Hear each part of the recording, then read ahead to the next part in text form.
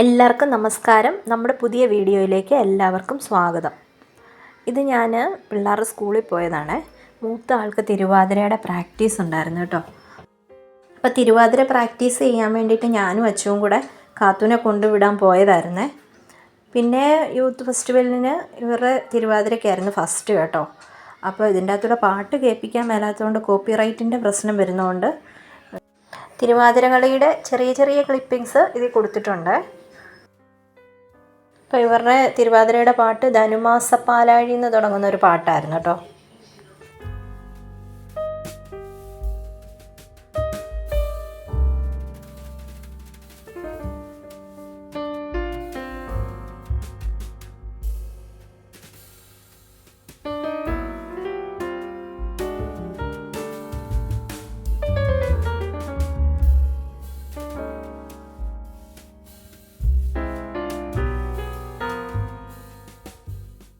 പിന്നെ വൈകിട്ടായപ്പോഴത്തേക്കിന് നമ്മുടെ താഴെ കണ്ടമുണ്ട് കേട്ടോ. ആ കണ്ടത്തിൻ്റെയൊക്കെ അങ്ങേ ഭാഗത്തായിട്ട് ഒരു പള്ളിയിൽ പെരുന്നാളായിരുന്നെന്ന് തോന്നുന്നു. എന്താണെന്നറിയത്തില്ല, അവിടെ ഭയങ്കര പടക്കം പൊട്ടിയിലൊക്കെ കാണാമായിരുന്നു. നമുക്കവിടെ നിന്നാൽ നന്നായിട്ട് കാണാം കേട്ടോ രാത്രിയിൽ. അപ്പോൾ അത് ഞങ്ങൾ കുറേ നേരമൊക്കെ കണ്ടിട്ടാണ് കിടന്നത്. അത് തീർന്നു കഴിഞ്ഞായിരുന്നു ഞങ്ങൾ കിടന്നത്, ഞാനും പിള്ളേരും കൂടെ. പിറ്റേ ദിവസം ഒരു വെള്ളിയാഴ്ച ദിവസമായിരുന്നു. ഞാൻ മിക്ക വെള്ളിയാഴ്ചയും അമ്പലത്തിൽ പോകാറുണ്ട് കേട്ടോ. ബസ് കയറാൻ നിന്നപ്പോൾ ചുമ്മാ എടുത്ത കേട്ടോ. അപ്പോൾ ഓപ്പോസിറ്റ് സൈഡിലാണ് അമ്പലമേ. പിന്നെ തിരിച്ചു പോരുന്ന വഴി ചുമ്മാ ബസ്സിലിരുന്ന് ഇങ്ങനെ വീഡിയോ ഒക്കെ എടുത്ത് നോക്കിയതാണ്. അപ്പോൾ വെള്ളിയാഴ്ച സ്വാതന്ത്ര്യദിനമൊക്കെ ആയിരുന്നതുകൊണ്ട് വിനീഷിയേട്ടൻ അവധിയായിരുന്നേ. അപ്പോൾ പിന്നെ ഞങ്ങൾ വഴി വെച്ച് കണ്ടായിരുന്നു ഒന്നിച്ചാണ് പിന്നെ പോകുന്നത്. പിന്നെ വീട്ടിൽ വന്ന് അമ്പഴങ്ങ അച്ചാറൊക്കെ ഇട്ട് പിന്നെ ഊണൊക്കെ കഴിഞ്ഞ് അന്ന് പിന്നെ വീഡിയോ ഒന്നും എടുത്തില്ലേ. പിന്നെ ഞങ്ങളങ്ങ് വർത്താനമൊക്കെ പറഞ്ഞങ്ങ് ഇരുന്ന്. ഇത് പിന്നെ ശനിയാഴ്ച വൈകുന്നേരത്തെ കുറച്ച് വിശേഷങ്ങളാണ്. ഞങ്ങൾ മീൻ മേടിക്കാൻ ആ കടയിൽ പോയപ്പോഴത്തേക്കിന് അവിടെ ഇത് കണ്ടോ, കുറച്ച് കിനിപ്പന്നി. ഇതിനെ എന്തിനാ കിനിപ്പന്നി എന്ന് പേരിട്ടേന്ന് അറിയത്തില്ല. ഇതിനെ കണ്ടാൽ മുയലിനെ പോലൊക്കെ ഇരിക്കുന്നത്. പന്നിയായിട്ട് ഒരു സാദൃശ്യവും ഇല്ല കേട്ടോ. അപ്പം പിള്ളേരെ കാണിക്കാൻ വേണ്ടിയിട്ട് വീഡിയോ എടുത്തതാണേ. അപ്പം മഴയും തണുപ്പുമൊക്കെ ആയിരുന്നുകൊണ്ടാന്ന് തോന്നുന്നു അമ്മയുടെ പുറത്ത് കയറി 2 കുഞ്ഞുങ്ങളും ഇരിക്കുക കേട്ടോ. നല്ല രസമുണ്ട് അതിനെ കാണാനായിട്ട്. പിന്നെ വീട്ടിൽ വന്നു കഴിഞ്ഞപ്പോഴത്തേക്കിന് ഞാൻ കുറച്ച് പരിപ്പൊക്കെ വെള്ളത്തിലിട്ടിട്ടായിരുന്നു പോയത് പരിപ്പ് വട ഉണ്ടാക്കാനായിട്ട്. അപ്പം പരിപ്പ് വട ഉണ്ടാക്കാനുള്ളതെല്ലാം എടുത്തു കേട്ടോ. അത് പരിപ്പൊക്കെ അരച്ചെടുത്ത് ഉപ്പുമൊക്കെ ഇട്ട് ഇഞ്ചിയും പച്ചമുളകും ഉള്ളിയല്ലായിരുന്നു സവോള ഇട്ട് കേട്ടോ. ഉള്ളി പൊളിക്കാനുള്ള മടി കൊണ്ട് സവോളയൊക്കെ ഇട്ട് പിന്നെ കുറച്ച് കായപ്പൊടിയൊക്കെ ഇട്ട് വൈകുന്നേരത്തേക്കിന് പരിപ്പ് വടയൊക്കെ ഉണ്ടാക്കിയേ. അപ്പോൾ പരിപ്പ് വടയൊക്കെ ഉണ്ടാക്കാൻ എല്ലാവർക്കും അറിയാവുന്നതുകൊണ്ട് പരിപ്പ് വട ഉണ്ടാക്കുന്ന വീഡിയോ ഒന്നും ഇട്ടിട്ടില്ല കേട്ടോ. പിന്നെ നമ്മൾ നേരത്തെ പരിപ്പ് വട ഉണ്ടാക്കുന്ന ഒരു വീഡിയോ നമ്മുടെ ചാനലിൽ ഇട്ടിട്ടുണ്ട്. പിന്നെ പിറ്റേ ദിവസം ചിങ്ങം ഒന്നല്ലായിരുന്നോ. അപ്പോൾ വൈകുന്നേരം മീനൊക്കെ മേടിച്ചുകൊണ്ട് അതുമൊക്കെ വെട്ടി വെച്ചിട്ട് പിന്നെ ഞാനങ്ങ് തുടയ്ക്കാനൊക്കെ ഇറങ്ങിയേ. അപ്പോൾ അച്ചു ആണെങ്കിൽ എപ്പോഴും ഈ പേപ്പറെല്ലാം ഒന്ന് വരച്ചുകൊണ്ടിരിക്കുവോ അല്ലെങ്കിൽ എന്തെങ്കിലും ക്രാഫ്റ്റൊക്കെ ചെയ്യുവോ ഒക്കെ ആയിരിക്കുമേ. എപ്പോഴും പേപ്പർ അവിടെ എല്ലാം കീറിയിടും. മീൻ വെട്ടും പരിപ്പ് വട ഉണ്ടാക്കലും ഒക്കെ കഴിഞ്ഞപ്പോഴത്തേക്കിന് വിളക്ക് കത്തിക്കാനുള്ള സമയമൊക്കെ ആകാറായേ.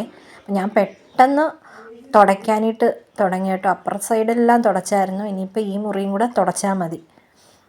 എന്നും ഇങ്ങനെ തുടയ്ക്കുന്നൊന്നുമല്ല കേട്ടോ. ഇത് നാളെ ഇപ്പോൾ 1-ാം തീയതി ആയതുകൊണ്ട് തുടച്ചിടുന്നതാണ്. അല്ലെങ്കിൽ ഞാൻ ആഴ്ചയിൽ 1-2 ദിവസമൊക്കെ തുടയ്ക്കാറുള്ളൂ.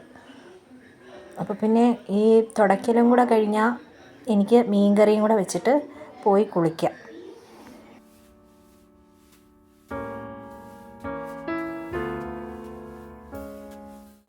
അച്ചുതേ പരിപ്പോടെയൊക്കെ തിന്നുവാണേ.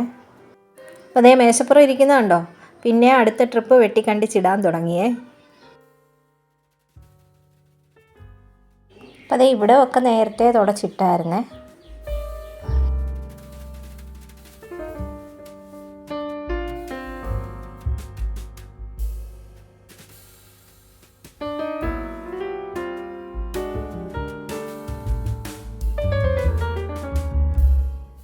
ഈ കലത്തിനകത്ത് ചെടി വെക്കുന്നതാണ്. ഒരു ചട്ടിക്കകത്ത് ചെടി ഇറക്കി വെക്കുന്ന ആ ചെടി ഇപ്പോൾ കുറേ ദിവസമായിട്ട് ഇങ്ങനെ പെരയ്ക്കകത്തിരുന്നുകൊണ്ട് ചെറുതായിട്ട് അഴുക്കാകാൻ തുടങ്ങിയതുകൊണ്ട് മുറ്റത്തെടുത്ത് വെച്ചിരിക്കുക.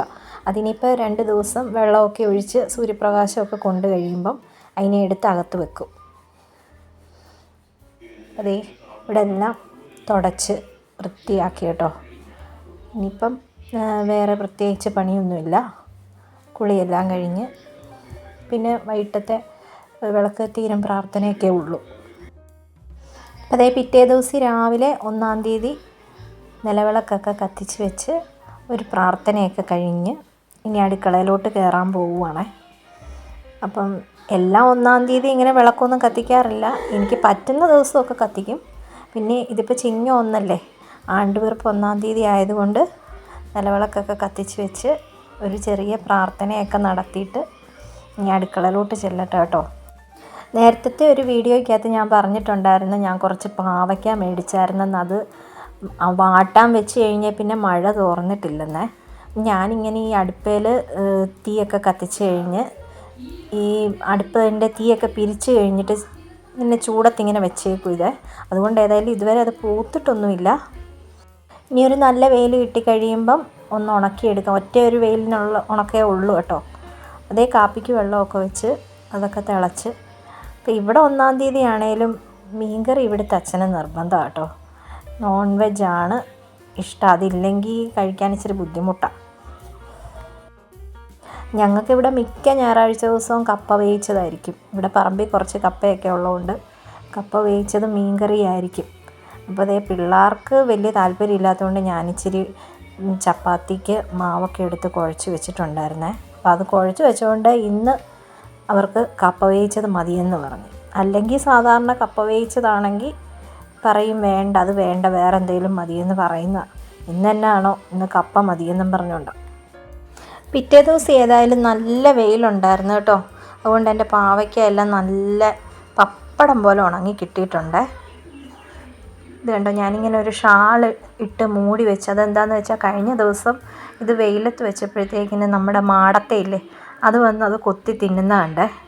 അതുകൊണ്ട് പിന്നെ ഇങ്ങനെ ഒരു ഷാളിട്ട് മൂടി വെച്ച്. അതേ നമ്മുടെ പാവയ്ക്ക എല്ലാം ഉണക്കി വന്നപ്പോഴത്തേന് ആകെപ്പാടെ ഇത്രയേ ഉള്ളൂ. അതിൻ്റെ അകത്ത് ഇച്ചിരി പച്ചമുളക് കൂടൊക്കെ കീറിയിട്ടിട്ടുണ്ടായിരുന്നേ. അന്നേരം ഇത് ചെറിയൊരു എരിവൂടെ കിട്ടും.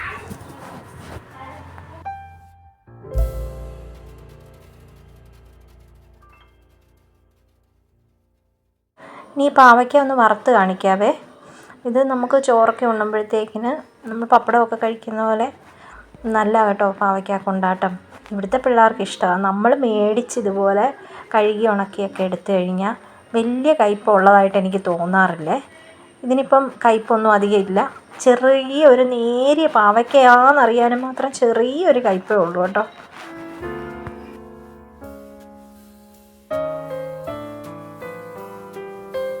അപ്പോൾ ഇതുപോലെ പാവയ്ക്കയൊക്കെ കുറച്ച് മേടിച്ചിട്ട് വാട്ടി വെയിലത്തിട്ട് ഉണക്കി വെച്ച് കഴിഞ്ഞാൽ പിള്ളേർക്ക് സ്കൂളിലൊക്കെ പോകുമ്പം ചോറിന് ഒരു കറിയായിട്ട് ഇതൊക്കെ കൊടുക്കാം കേട്ടോ. തൈരുമൊക്കെ ഉണ്ടെങ്കിൽ നല്ലതാണ്.